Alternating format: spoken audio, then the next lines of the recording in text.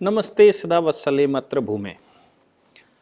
Doctor Ambedkar के happy birthday पर doctor Ambedkar के विषय में भारत के चीफ जस्टिस, मौजूदा चीफ जस्टिस, होने वाले चीफ जस्टिस की बात, जस्टिस रमन्ना की बात नहीं कर रहा हूँ मैं, जस्टिस ऐसे बोबड़े की बात कर रहा हूँ।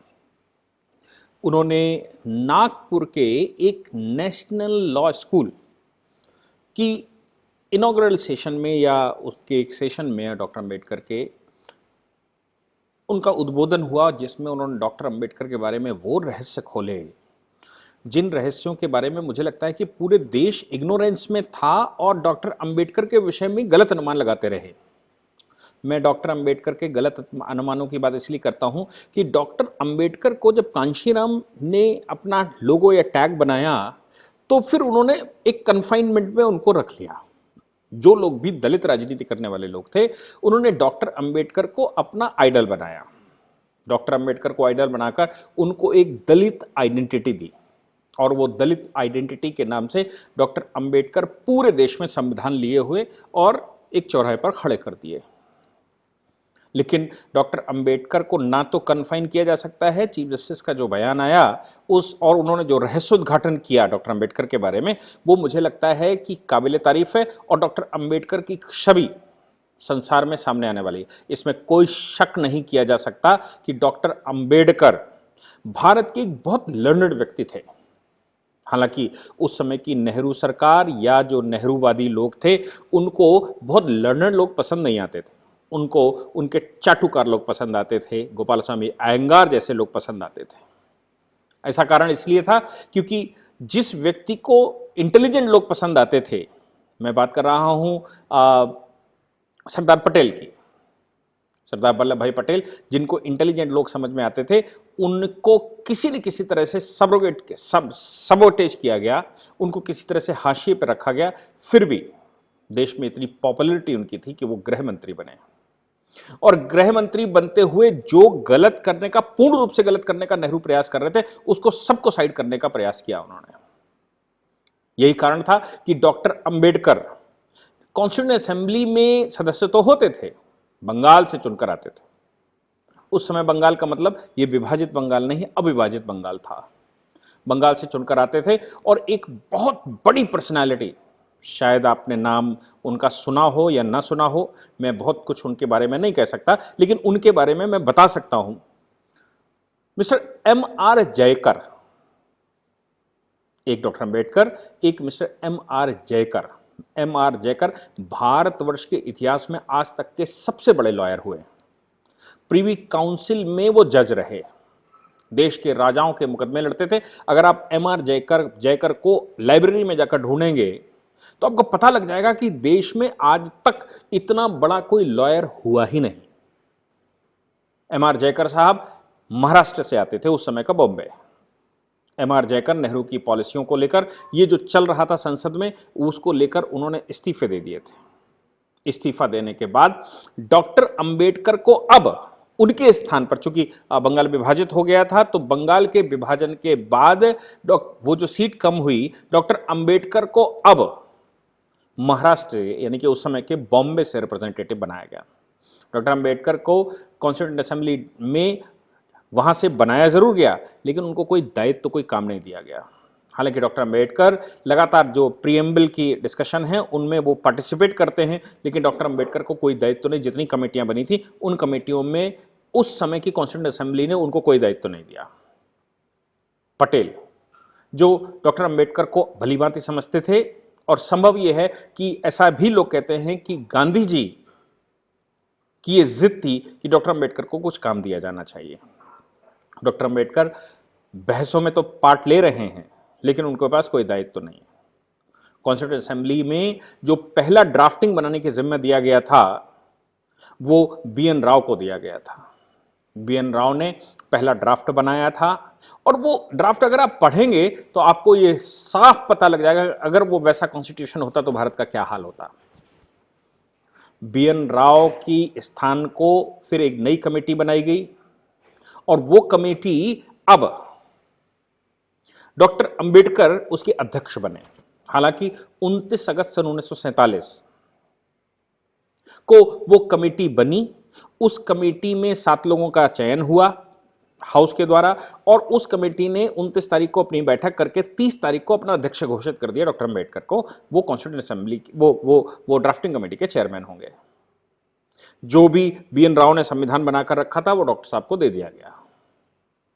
डॉक्टर साहब ने उसको रिव्यू करना शुरू किया। अगस्त, सितंबर, अक्टूबर, नवंबर, और होते होते वो 4 नवंबर सन 1948 यानी कि 47 से 4 नवंबर 1948 को पार्लियामेंट के अंदर यानी कि हाउस के अंदर डिस्कशन, जो नया ड्राफ्ट डॉक्टर अंबेडकर ने बनाया उस पर डिस्कशन शुरू हुआ। फरवरी सन 1948 को वो ड्राफ्ट रिव्यू करके डॉक्टर अंबेडकर ने नया बनाया था, जिसको पब्लिक के बीच में रखा गया, लोगों को दिया गया, और 4 नवंबर से उस पर बहस शुरू हुई। ऐसे डॉक्टर अंबेडकर के विषय में आप कॉन्स्टिट्यूशन में पढ़ेंगे, डॉक्टर अंबेडकर की कोई भी पुस्तक मत पढ़िए। जितने ये कम्युनिस्ट राइटरों ने उनको लिखा है, जितने मुस्लिम राइटरों ने लिखा है, जो अंबेडकरवादी लोग अपने आप को कहते हैं जिन्होंने लिखा है, या फिर मायावती के खानदानियों ने जो दलित राजनीति करते आए हैं, उन्होंने जो लिखा है वो डॉक्टर अंबेडकर को एक कन्फाइन करके, एक जाति का बताकर, और उनको चारों ओर से बंधक बना दिया, और बंधक बनाकर उनकी इमेज, जो बहुत विशाल व्यक्ति है, उसको एक छोटे दायरे में लाकर खड़ा कर दिया। नतीजा यह भी निकला कि जब आपने बहुत ज्यादा एम्फेसाइज उनको दलित नाम से करना शुरू कर दिया और फर्जी किताबें लिखना शुरू कर दिया, और जो बुकें मार्केट में डॉक्टर अंबेडकर के नाम से थी उनमें इतिहास बदलना शुरू कर दिया, तो दूसरा समुदाय या वो दूसरे लोग, जब आप किसी के बारे में ज्यादा निगेटिविटी समाज को लेकर करते हैं तो फिर दूसरा समुदाय विरोध में चला जाता है। डॉक्टर अंबेडकर के साथ ऐसा ही हुआ। लेकिन डॉक्टर अंबेडकर को हकीकत में अगर आपको पढ़ना है तो आपको डॉक्टर अंबेडकर का बांग्मय पढ़ना चाहिए।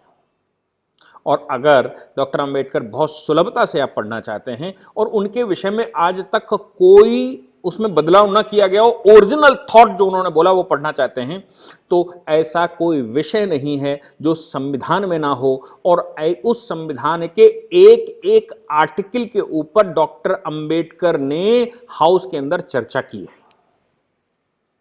आप उनके विचार हाउस के अंदर, जिस समय कॉन्स्टिट्यूएंट असेंबली डिबेट, आप जाइए गूगल कर लीजिए CAD कॉन्स्टिट्यूएंट असेंबली डिबेट, और उस डिबेट को खोलकर देखिए। हर एक आर्टिकल जो आपका आज है, चाहे वो विवादित क्यों ना हो, मैं आर्टिकल 44 की बात करता हूं, आर्टिकल 29 की बात करता हूं, आर्टिकल 30 की बात करता हूं, आर्टिकल 324 की बात करता हूं, 338 रिजर्वेशन की बात करता हूं, आज के रिजर्वेशन आर्टिकल 15, 16 की बात करता हूं। आप सबको ओरिजिनल ड्राफ्ट में जाकर देखिए कि डॉक्टर अंबेडकर के क्या विचार है। आपको पता लग जाएगा कि एक राष्ट्रवादी व्यक्ति को इन लोगों ने उसकी छवि खराब करने के लिए पूरी शक्ति लगाई। जैसे उनकी छवि के बारे में मैं 2-3 वृत्तांत देता हूं, तब फिर उसके बाद हम लोग chief justice of India, honourable justice ऐसे बोबड़े के बयान को पर चर्चा करेंगे। जैसे डॉक्टर अंबेडकर को अस्पृश्यता, नो डाउट अस्पृश्यता केवल डॉक्टर अंबेडकर की चिंता के विषय नहीं था, अस्पृश्यता उस समय के प्रत्येक राष्ट्रवादी की चिंता का विषय था, चाहे वो पटेल रहे हों और या फिर तिलक रहे हो। सभी ने अस्पृश्यता के खिलाफ, स्वामी विवेकानंद जी से पहले भी आचार्य दयानंद सरस्वती, वहां से आप देखेंगे तो महापुरुषों ने जो अस्पृश्यता को लेकर चर्चाएं की हैं, चाहे आप 1925 का राष्ट्रीय स्वयंसेवक संघ की स्थापना देख लीजिए, पूज्य डॉक्टर हेडगेवार जी ने भी सरनेम हटा दिए। संघ की शाखा में कोई भी व्यक्ति आज 95 साल से जाता है तो उसका सरनेम नहीं होता, और कोई जान भी नहीं सकता और कोई बताता भी नहीं कि मेरा सरनेम क्या है, मैं किस जाति से हूं। सब मिलकर काम करते हैं। यानी कि महापुरुष इतनी क्लैरिटी के साथ काम करते रहे कि अस्पृश्यता भारत का अभिशाप, यहां तक कि राष्ट्रीय स्वयंसेवक संघ ने तो जब बाला साहब देवरस सरसंघ चालक बने तो पूज्य बाला साहब जी ने भी ये कहा कि अगर धरती पर कोई पाप है तो वो अस्पृश्यता है। तो डॉक्टर अंबेडकर कुछ नया कर रहे थे ऐसा नहीं कहा जा सकता। जो जितने महापुरुष थे सब इसी प्रकार का काम कर रहे थे। डॉक्टर अंबेडकर के नाम से उनको दलित संबोधित करके, दलित जाति का बताकर, और उनके नाम से ये आंदोलन करना और देश में एक विभाजन की राजनीति करना, ये मुझे लगता है कि ये विभाजनकारी राजनीतिज्ञों का अपना चाल थी और डॉक्टर अंबेडकर की छवि खराब करने का प्रयास था। डॉक्टर अंबेडकर जाति प्रथा के बिल्कुल विरुद्ध हैं। डॉक्टर अंबेडकर ने सबसे पहले विरोध किया कि भारत में जो पर्सनल लॉज हैं उनको खत्म किया जाना चाहिए। हिंदू कोड बिल अपने लॉ मिनिस्टर रहते हुए उन्होंने कभी पास नहीं होने दिए, जबकि हिंदू कोड बिल 1948 में तैयार हो चुका था। बीएन राव ने उसको तैयार किया था, उन्होंने अपनी रिपोर्ट 1946 में रख दी थी। पार्लियामेंट में डिस्कशन के लिए डॉक्टर अंबेडकर और पटेल के रहते हुए नेहरू की हिम्मत नहीं पड़ी कि वो हिंदू कोड बिल ला सकते। डॉक्टर अंबेडकर के जाते ही, पटेल के जाते ही हिंदू कोड बिल संसद में रखे गए। इस्लामिक जो शरीयत थी, शरीयत को खत्म करने के बजाय हिंदू कोड बिल ला दिया गया। दोनों आमने सामने खड़े हो गए।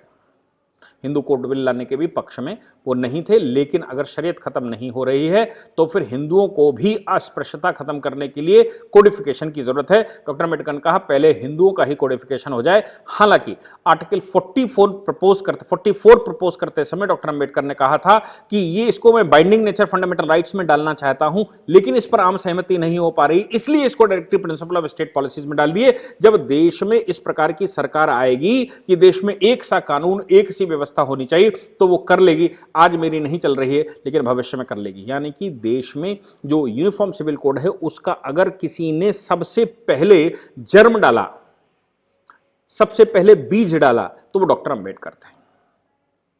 डॉक्टर अंबेडकर प्योर राष्ट्रवादी हैं। राजाओं की जो भूमियां हैं, राजाओं के जो रजवाड़े हैं, उन रजवाड़ों में जितनी अलग अलग की बयानें हैं। 10 अक्टूबर सन 1949 को पटेल का एक भाषण और डॉक्टर अंबेडकर का प्रपोजल, उनको जब आप पढ़ेंगे तो भारत में बनने वाले बहुत सारे संविधानों में से डॉक्टर अंबेडकर ने कहा इतने संविधानों की जरूरत नहीं है, सारे संविधान भारत के संविधान में मर्ज किए जाने चाहिए। और वहीं से शेड्यूल 7 आया।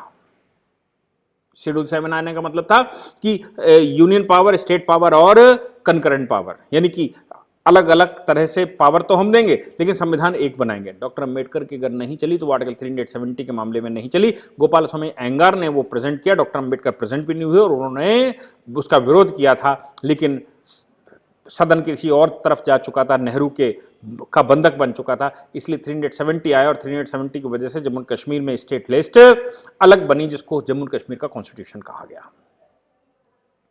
डॉक्टर अंबेडकर के बारे में अगर आप ये कहते हैं कि वो रिजर्वेशन के पक्षधर थे, रिजर्वेशन में बात करता हूं केवल जॉब्स के रिजर्वेशन और आर्टिकल 15 एडमिशन के रिजर्वेशन, तो उन्होंने उसका विरोध किया है।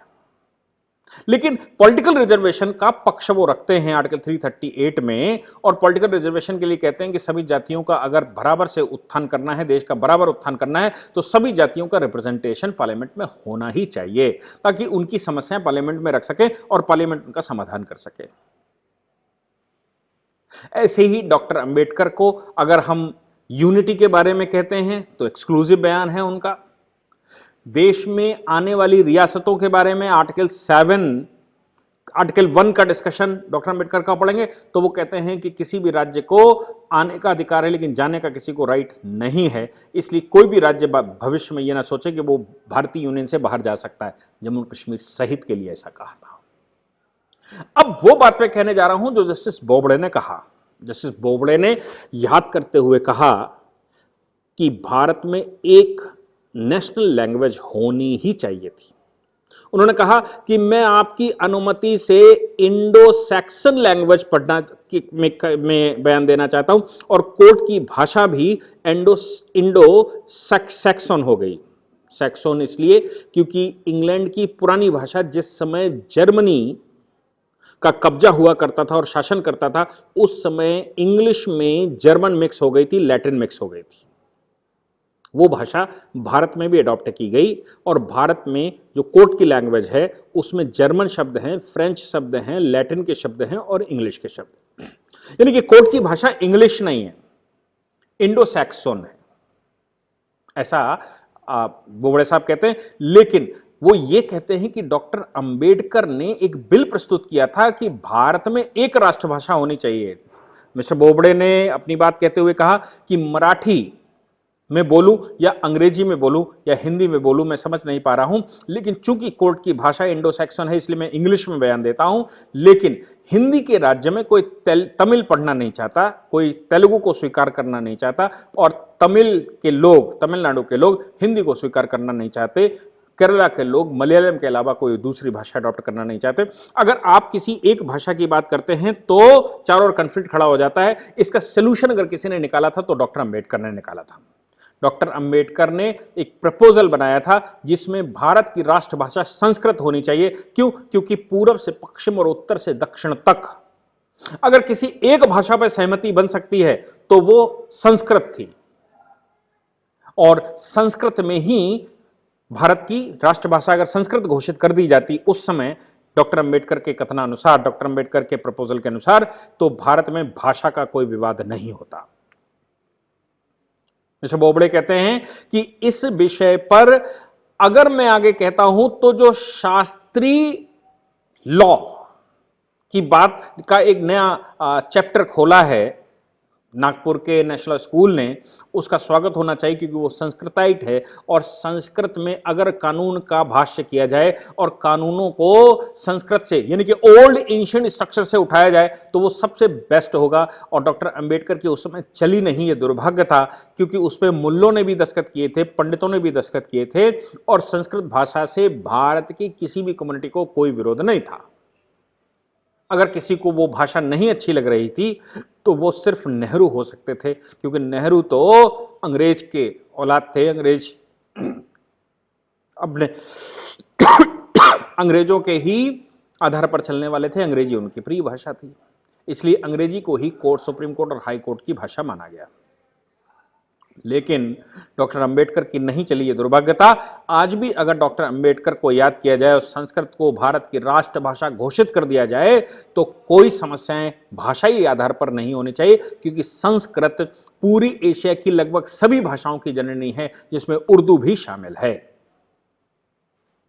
डॉक्टर अंबेडकर को उनकी जयंती पर पूरे देश को शुभकामनाएं। और डॉक्टर अंबेडकर को मैंने पहले भी कहा कि कॉन्स्टिट्यूएंट असेंबली डिबेट में उठाकर डॉक्टर अंबेडकर को पढ़िए, आपको राष्ट्र दिखाई देगा अगर कहीं दिखाई देता है, और प्योर राष्ट्रवादी बातें दिखाई पड़ेंगी। एक जरूर मैं प्रपोजल दूंगा सभी को कि आप 25 नवंबर सन 1949 का डॉक्टर अंबेडकर का स्टेटमेंट हर एक व्यक्ति को पढ़ना चाहिए। उन्होंने कम्युनिस्टों के बारे में क्या कहा है, उन्होंने सोशलिस्टों के बारे में क्या कहा है, और उन्होंने मुस्लिमों के बारे में क्या कहा है, पाकिस्तान के बारे में क्या कहा है। अगर आप ये तीन लोगों के विषय में डॉक्टर अंबेडकर का 25 नवंबर सन 1949 में कॉन्स्टिट्यूएंट असेंबली डिबेट के टाइम का स्टेटमेंट पढ़ लेंगे तो ये सारे जो भीम और मीम बनाने वाले लोग हैं, भीम मीम का खेल खेलने वाले लोग हैं, राजेंद्र मंडल के साथ खेलने वाले लोग हैं, योगेंद्र मंडल के साथ के विषय में जानने वाले लोग हैं, और डॉक्टर अंबेडकर को कन्फाइन करना और देश में विभाजन करने वाले जो दिमाग लगाने वाले लोग हैं, उनको सबको समझ में आ जाएगा कि डॉक्टर अंबेडकर को कन्फाइन नहीं किया जा सकता।